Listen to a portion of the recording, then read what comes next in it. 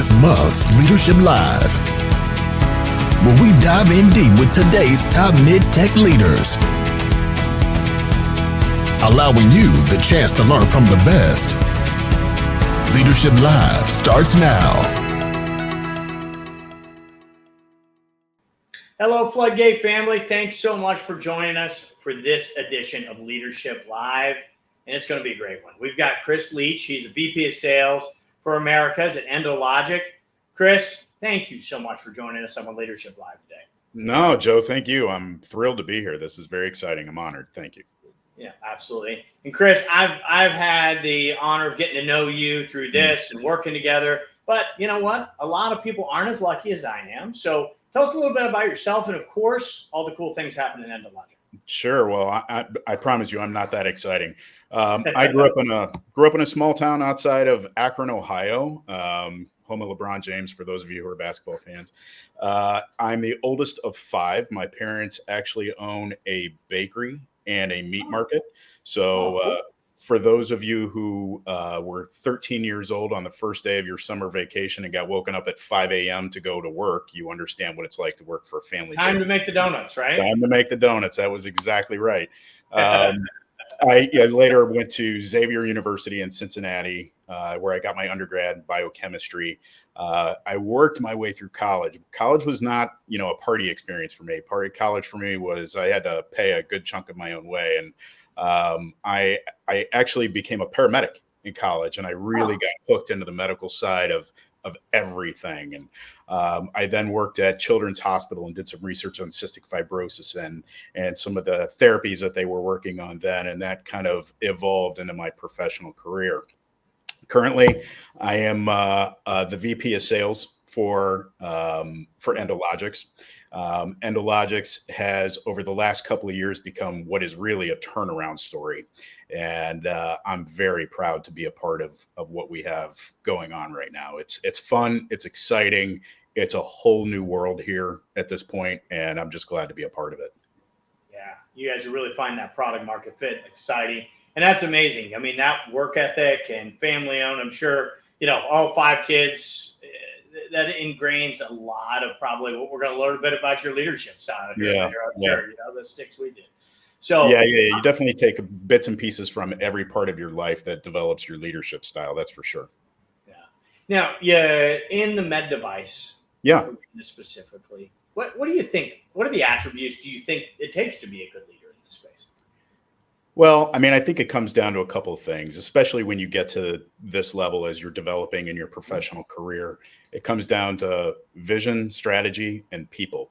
And, each one of those plays a really key piece to the next level as you develop the organization. And, from a vision standpoint, it becomes what are the broad aspirations of the organization and how are you planning to get there?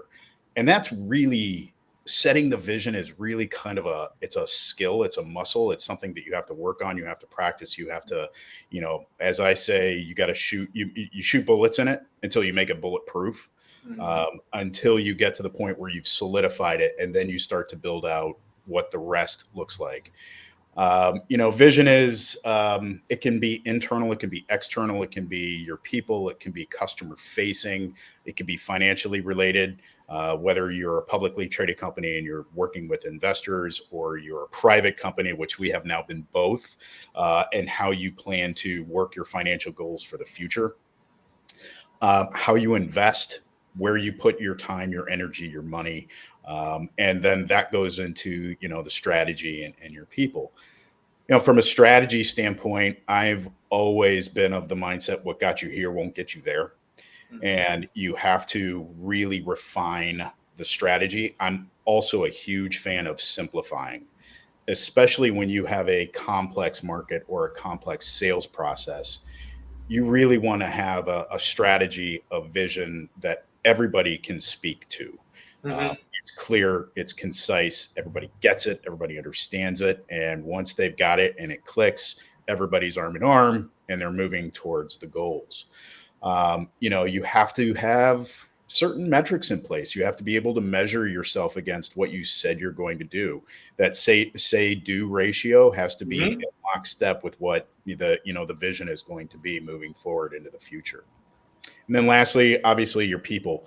The ability to identify key talent and bringing in the right people has everything to do with an organization's success or failure, frankly. How you recruit, where you recruit, what the background looks like. You really can't emphasize that enough, and you have to have the right people. When I first took on this role, my CEO, who was at one point a vascular surgeon himself, who made the jump into industry in 2016, was our CMO, advanced up to CEO. We sat down and really worked on and honed what we were going to be working on and who we wanted to be. Because again, Endologics is a turnaround company, and we had to really figure out how we were going to turn it around. A lot of that had to take the company, unfortunately, turn it upside down, shake it loose, and just kind of start all over again. Yeah. And that's what we did. It's Mm. been a few years in the process of making sure that we had the right focus, the right strategy, the right people in the right positions, focused on the right things. Yeah. From a people standpoint, the first thing I did was hire my national sales director, who she and I have worked together side by side for several years. She is fantastic. She gets it. It clicks. And then we built the team, Yeah. around her, that then built the team around them. And, for the first time in the last few years, we've started to show growth, which is a lot of fun to be a part of. That's great. Yeah, no, I love the way you said you got to start with that vision, right? You got to know where you're going, because any road, like what they say, any road will get you there if you don't know where you're going. But you got to first know where you want to go, and Right. and you were more analytical about that. You weren't just some broad, vision. It was like, what's meeting that financial vision? What is Yeah. our, patient vision? What's our, our internal? What do we want people here to gain from being part of Endologics, right? And then from that, setting strategy that how do what's the first step? How do we get there? And people are part of that strategy, right? If you don't have the right people in place that Yeah. fit that strategy, it's going to be harder to achieve that vision. And it kind of circular, because I think the right people with the right vision then can kind of help push that flywheel, like your sales director you mentioned. No, that's exactly right. And it's, especially with what we have gone through and the turnaround that we have become, there's a lot of change management that's involved.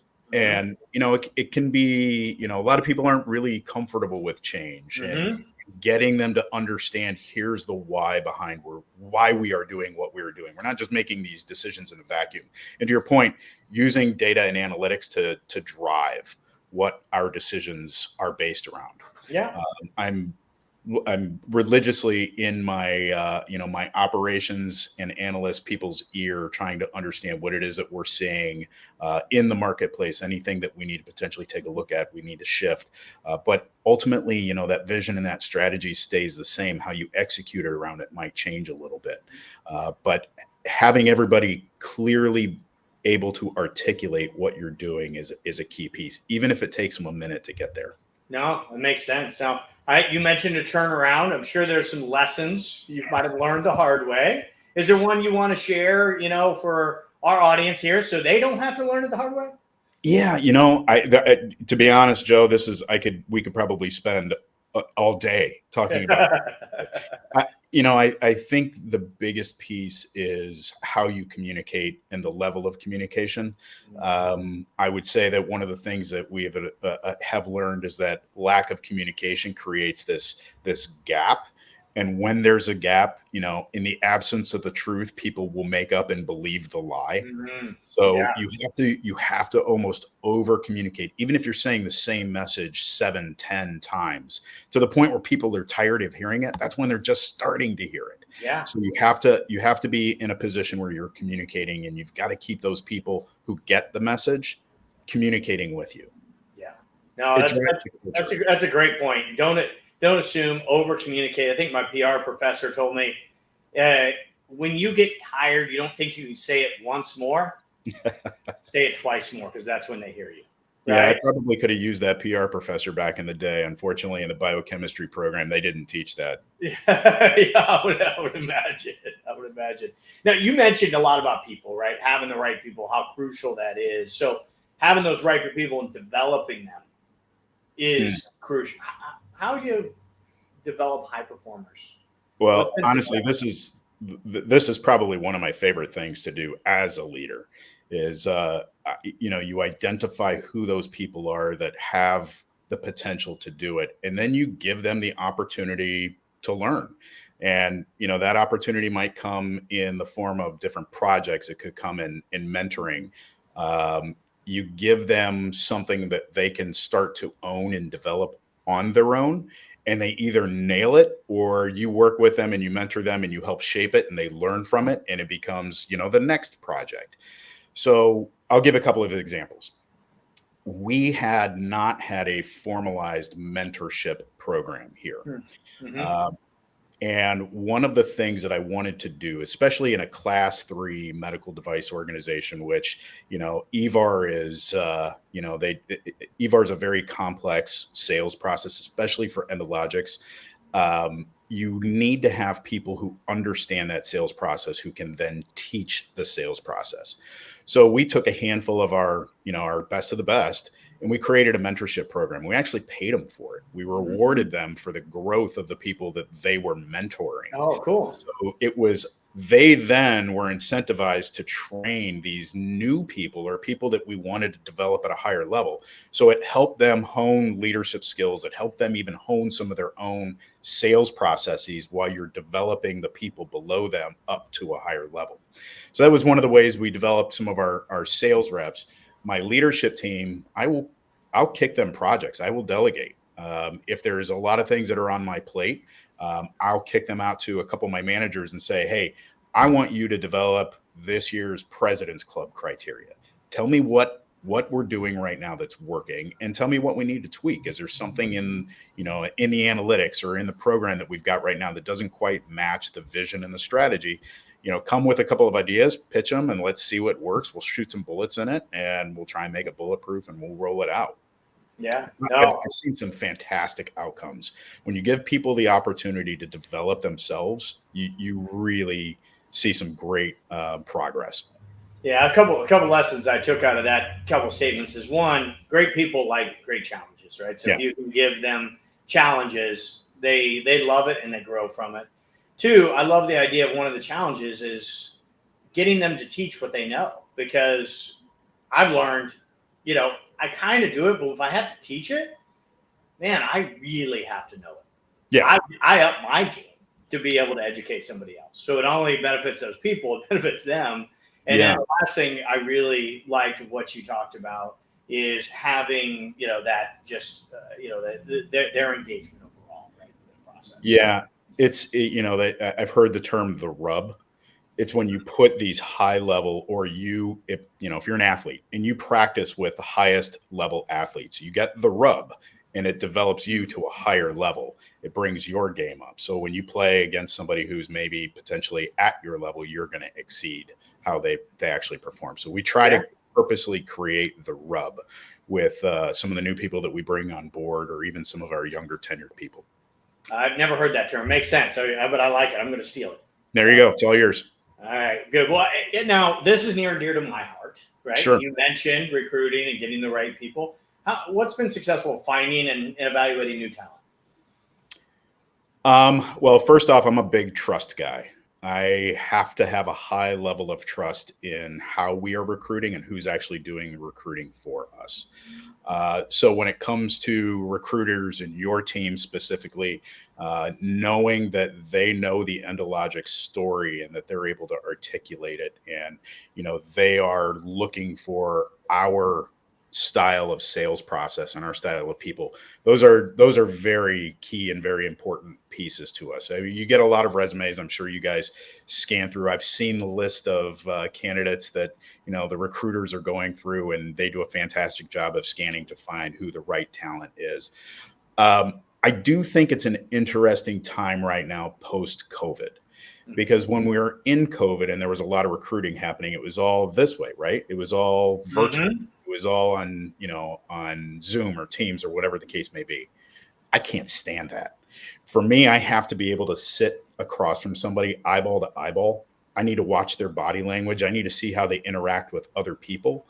All of those things factor into, do we have the right people that are coming into our team?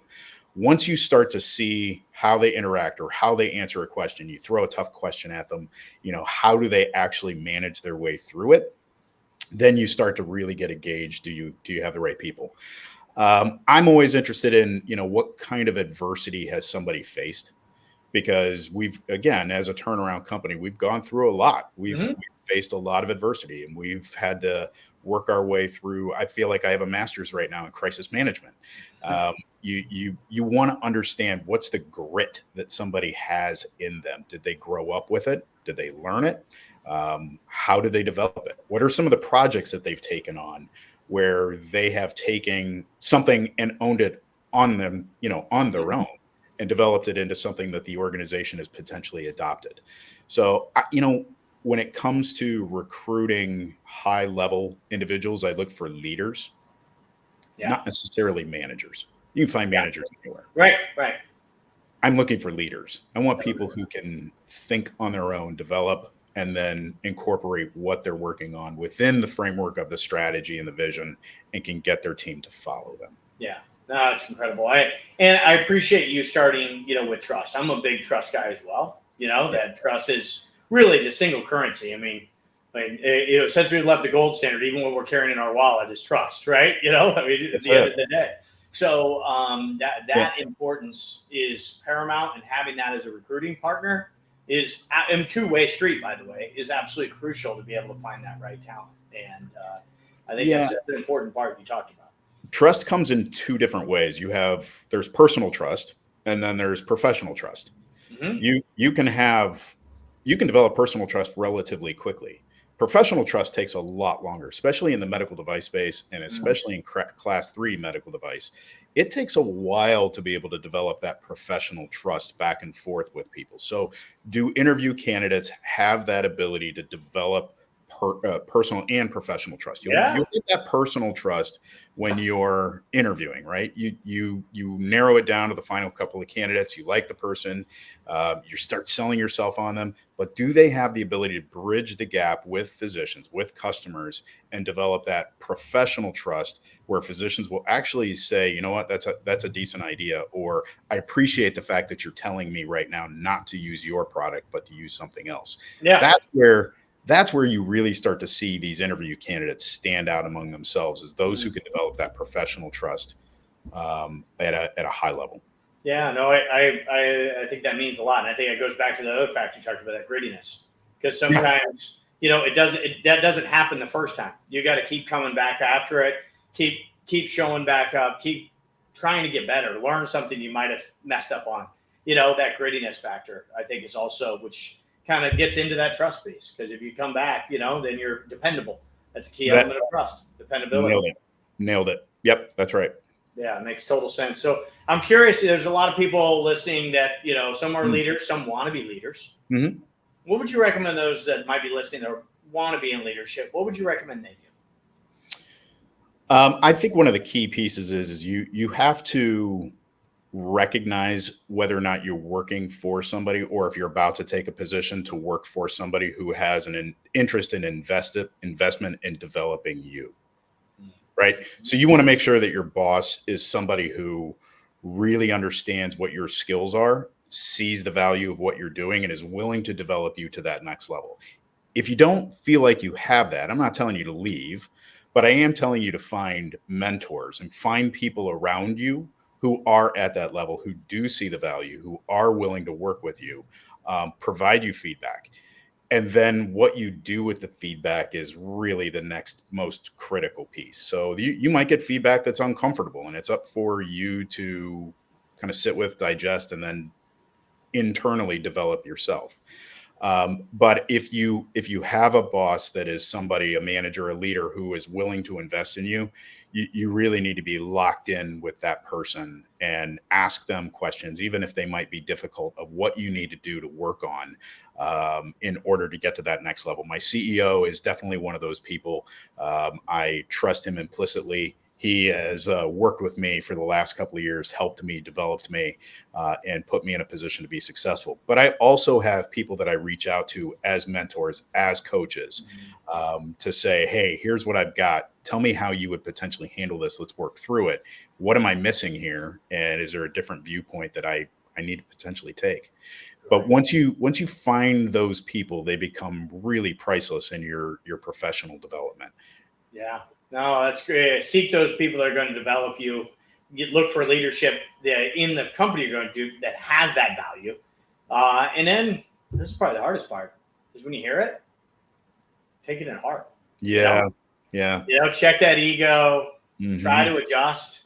Yeah. And, break that, muscle memory of whatever it was you built up for years. It's hard, but it's Yeah. got to be consistent. So it is. And there's, trust me, as you're working to develop into that, whatever leadership ladder you're going up, there are a lot of things that you don't know, and you don't know that you don't know them. Yeah. So you have to kind of sit back and listen and really take it in and figure out how you're going to develop that next muscle that's going to help you, get to that next level, whatever it might be. And some of it might be uncomfortable. Some of it might already be in your bag and you already know how to do it. You just have to execute on it. Yeah, that makes great sense. Hey, everybody, I'm asking a few questions. I only got one more, but I know you probably listening have some questions for Chris. So please comment below. I'm going to pull those up after we're done with this next fun question. So please comment below if you have questions. The last fun question for you here is your favorite superhero and why? Ooh. I feel like if I say my wife, that's probably a cop-out, but she's definitely Superwoman. Especially having to, live with me and my schedule and everything that I've got going on. But I would say Iron Man. Yeah. If I take a look at Iron Man, I think there's something potentially special about that character, just because, he's not somebody who was born with a gift, or a superhero talent. He wasn't bitten by a spider. He didn't grow up on another planet that provided superhuman strength. He was a person who just had a well above average intelligence and figured out how to use it for the greater good. I, there's something about that character that I loved about, even in, in movies, right? So that's the best way we probably relate to it. How Robert Downey Jr. took that character on was just fantastic. Yeah, he did a really great job of that for sure. So yeah, it's hard to ignore Black Panther too, but but your point, this is not a the given. This is you developed it with the tools you had. So it's interesting. And I know as a traveling executive, the wives or spouses that are taking care of the thousands of things, and it's just incredible. So I will second that superhero comment on that as well. Oh yeah, she's amazing, man. I've got 2 kids. My oldest is about to graduate from high school here in about a month. Wow. If it weren't for her, I'd probably be back in my hometown working at the bakery still. That's awesome. I love it. So I got some questions I want to pull in from the FloodGate family. So guys, if you have some questions, make sure to comment below now. We'd love it. We'll be pulling up some of these questions here. Yeah, let's do it. Sounds fun. So let's see. We'll get one. Morgan, can you share an example of a leader who's inspired you? And what specific qualities and actions do they have? Oh, wow. I have many that have inspired me, who shaped me. I would say some of their various qualities were how they were themselves trained, whether they were military academy trained or if they developed their leadership skills on their own.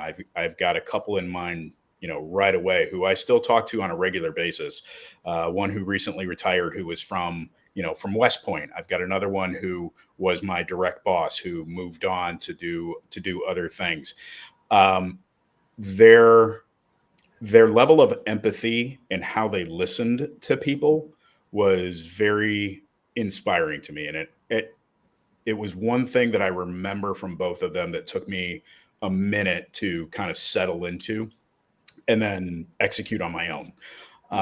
I would say decision-making skills. And when they made a decision, they stuck to it and we went that direction. And more often than not, they were right. How they brought comedic relief at times to the job that is at times very stressful. So there's so many different things that I can look at that have inspired me. My direct boss, my CEO right now, is somebody who inspires me I'd say on a daily basis of what he's been able to do to this organization in the last 3 years. That's awesome. No, I love that fact. Something I've noticed too, some of the great leaders and individuals I've had the pleasure of being interacting with is they can have the busiest people around. They have, chairmans but when you get a moment, they sit down. Yeah. They're all in. Right. And they make you feel like what matters. It's that empathy. It's that time I'm connected. What do we got? Yeah, right? That's right. And I think that's something I've seen that before. This is something I like is the tools, books that have guided you potentially. You've grown. What has helped you along the way? Great question. So when it comes to the sales process, I am a big believer in the challenger sale. Okay. I'm not saying that that's the only way to do it, but I do believe that there's a lot of merit behind how the challenger process works, especially in, our organization where we have for the last few years had specialized devices that are very different than the other therapeutic options that are potentially out there. Mm-hmm. When it comes to, I would say the book Grit by Angela Duckworth. Angela Duckworth, yeah. Fantastic book. Anything that Malcolm Gladwell writes, I'm on top of it. Yeah. I would say David Goggins' book was very, very influential. And if you're training for anything, I recommend having that on audiobook because you feel tired in the middle of a training thing and listening to David Goggins' book, and you're like, okay, I can just keep going. I got you. No, right? Exactly. I would say the same thing about Jocko Willink. Yeah. Jocko's the reason why I wake up at 4:30 every morning and go to the gym. Yeah. There were certain pieces of each of these that, inspired me to get to the next level. And all of them were, I think they're all definitely worth the read. Yeah. Here's an interesting one from Natalie. What key performance indicators or metrics you use to evaluate leadership? How do you measure leaders otherwise? So there's tangible numbers that you can take a look at, and there's some of the intangible work that comes into place. We'll start with the intangibles first. This is a fantastic question, by the way. How well does the leader clearly articulate the vision, and does everybody on the team understand what we are doing? Are they in a position where they are executing, or do you have people that are potentially going a little rogue and running their own play? That is a clear indicator of how strong of a leader you potentially have. Mm-hmm. When you look at, KPIs, key performance metrics, et cetera, MBOs, those are good and you have to have them, but it doesn't necessarily define the leader and their ability. Because you may be in a different position in your leadership, time where you have to performance manage a team, which I've been in before, where you have to turn over, a team and start over from scratch. That leader looks like they're terrible, but they're not. They're really executing on the vision. They're executing on the strategy, and they're getting the team in the right position. So what are the things that they're doing on a weekly basis? How are they coaching their people? In every phone call, there are times when, as a leader, you have to work different sides of your brain, right? Your people call you, and I will at times actually say, all right, hold on. Do we have a problem, or are you calling to vent? Do you need to be heard, or do you need to be hugged? Which way do we need to go here? Because then I can then turn different parts of my brain on. The leaders who I see that are taking the phone calls that actually work on both sides of their brain, so those are the ones who, in my opinion, are some of the best around. Yeah, having that team that has a unified direction, and I think you bring up a very good point, is, usually in leadership, those are the people that like to solve problems and are problem solvers. Right. But many times you shouldn't solve the problem. Sometimes it just needs to be heard. Yeah. Sometimes you need to step back, let them solve the problem, right? Empowering those people before. And it's one of the hardest things to do. you know, and to step back and allow that oxygen to be able to really, you know, get in the fire. So, yeah, no, that's right. And you know, again, going back to the question about who were, you know, some of the qualities in previous leaders, those were some of the things that they did best. They were able to delineate between the two, and, you know, to help their people develop to the next level. And when you do that, that's when you start to see those KPIs come along. Yep, I totally agree. Well, everybody, thank you so much for joining for this edition of Leadership Live. Chris, can't thank you enough. No, this was a Taking the blast. Thanks time. for having me, Joe. Really enjoyed the conversation. I know I picked up some nuggets here. I'm sure people have and will, as they watch this after it's happened, some great nuggets from this conversation. So thank you for being a great leader, and thank you for taking the time to join us today. Absolutely. Thank you. And thank your team for all the work that they've been doing. Really appreciate it. Tell them I said keep kicking butt. I will. Thank you. Thanks, Joe. Thanks.